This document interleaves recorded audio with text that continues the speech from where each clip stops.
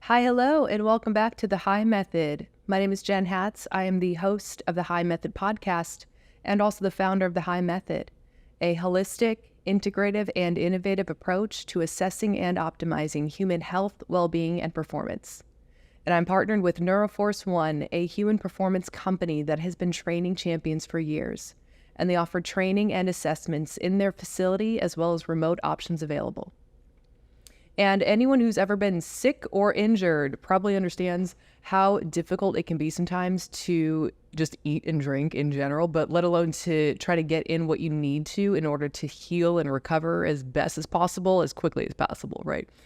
Now, that little asterisk there of as quickly as possible, because we can only speed up our healing and recovery process so much before the thought of speeding it up actually does more damage than anything else. So you actually have, your immune system has a very in-depth process that it needs to move through in order for you to fully heal and recover appropriately, whether it is from an illness, something that is, just a sickness, a bacterial or a viral infection, or if it's an injury that you're actually healing and recovering from. So either way, time is a very critical factor in the healing process, the recovery process for your immune system to fully exhibit the amount of healing that is required.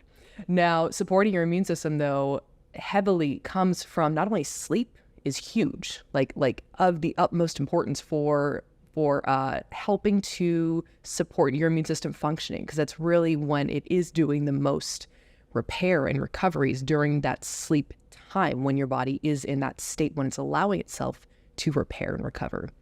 But nutrition is also key in helping to support your immune system during this period of time of illness or injury.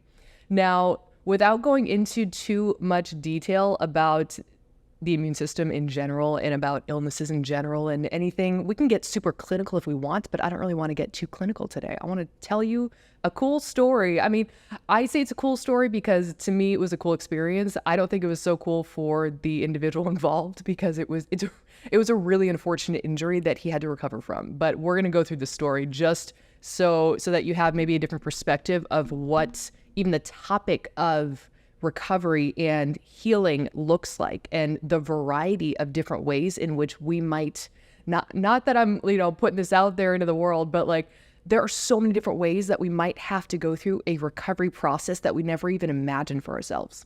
So this story I'm going to share, this was an athlete, a baseball player that was my athlete. He was so in the situation, he was the second baseman, and the runner took basically like a nasty slide. Like his leg was up at a funky angle, and so my athlete, the second baseman, he basically took a cleat to the jaw, fractured his jaw. He had his jaw wired shut for 6 weeks. So that is a very unfortunate and very, very, unusual type of an injury situation to be in, and the recovery process, 6 weeks with your jaw wired shut. So now what it looks like, it looks kind of like braces, but like the braces are closing your mandible together basically. So like he can communicate, but he's talking through gritted teeth, literally. So it just sounds like he's angry at you when he's talking through gritted teeth, But this individual, this athlete, if there was ever like a more we'll say ever a more just like easygoing person for this to happen to, because he seemed unfazed by it. The fact that, this is like a really unusual situation we put in, and he was maybe 19 at the time, 18 or 19 at the time. So he was, still like a teenager, still a youth basically. And he was thankfully an easygoing person, and he saw it as a cool opportunity the way that I saw it, because I said, okay, so we got 6 weeks right now of liquid meals. So now it's time to experiment and have some fun in the kitchen, basically, and try to come up with what types of recipes, what concoctions can we stir up in the kitchen to try to make sure that you're feeding yourself appropriately throughout this period of time. And like I said, thankfully he was, very easygoing, because he was all for it. It didn't matter what we blended up and put together. He tried it all. And he was cool with, giving some feedback through gritted teeth, giving this feedback of, yeah, that worked, or no, we need something else. But so just to give you like an idea of what this kind of looks like as an overall experiment. So like conceptually, you have a plan in mind of what someone's nutrient needs are. So in this case, this athlete, we already know calories, macronutrients, micronutrients. We know the basics of what he needs. And we know that now he's going through a recovery process for these next 6 weeks. So those needs actually increase. So there's an increased, we'll say like a heightened sensitivity to make sure that we're meeting these needs. So that's for calories, for especially protein, and for all of his micronutrients to support his immune system functioning. The reason why I say calories and especially protein is because this is also an athlete. So the number one concern is not just maintaining his body weight, but maintaining his lean body mass. So we want to continue to feed his lean body mass even during this window of time when activity is in a very different state. So he's active enough, but because the wired shut, there's a bit of a, we'll say a bit of an imbalance with overall hydration, making sure that he's well hydrated enough, that he's able to breathe well enough. So because of that, you start to make some adjustments across the board, across lifestyle until this recovery process is complete.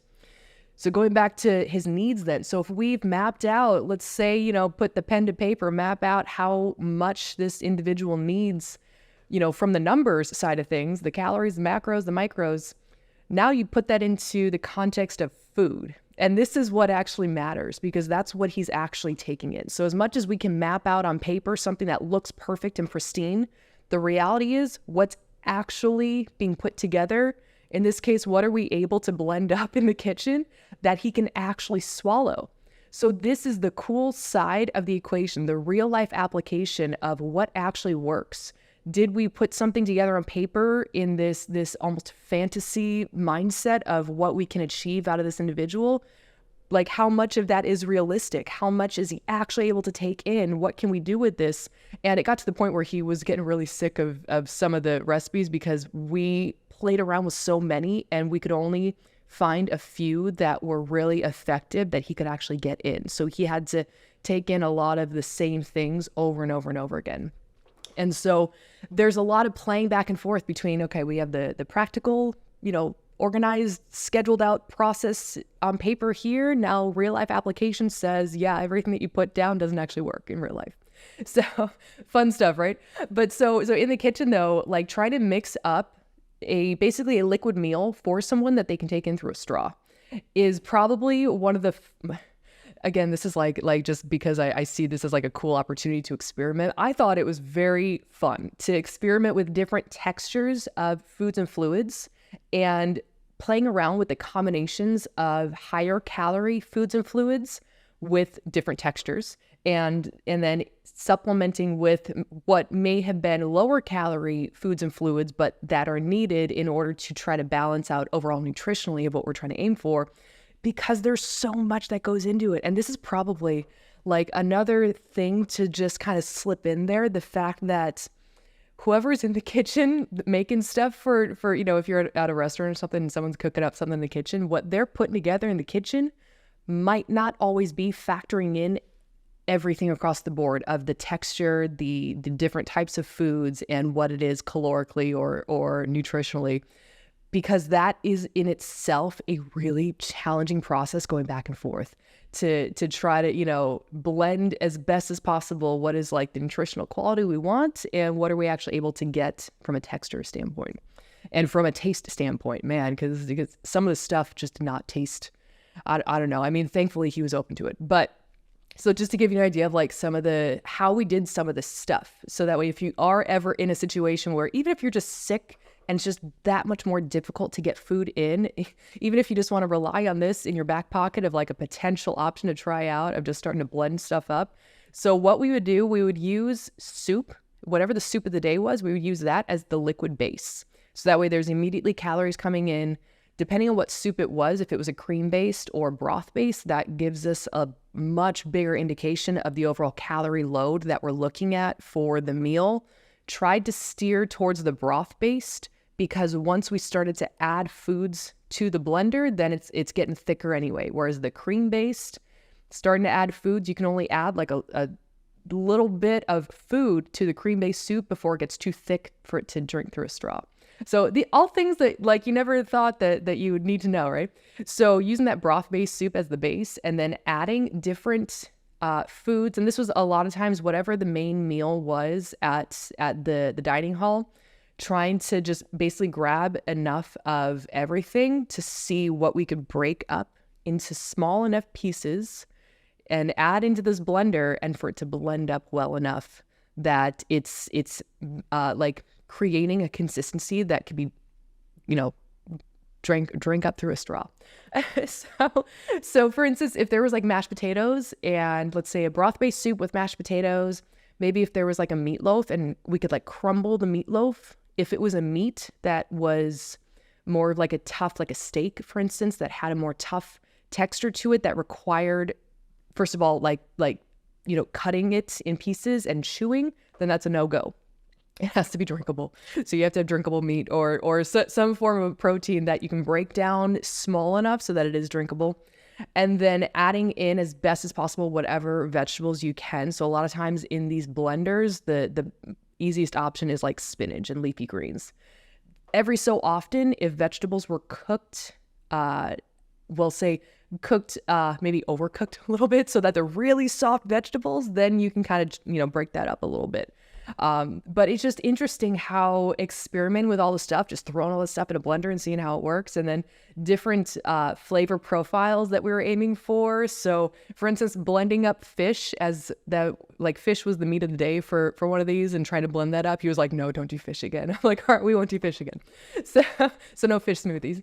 But then like other times there might be something that's more sweet, right? So like that was always the easy stuff to blend up, was something that is sweet, where you're just taking like milk, banana, peanut butter, protein powder, like your basic typical protein shakes.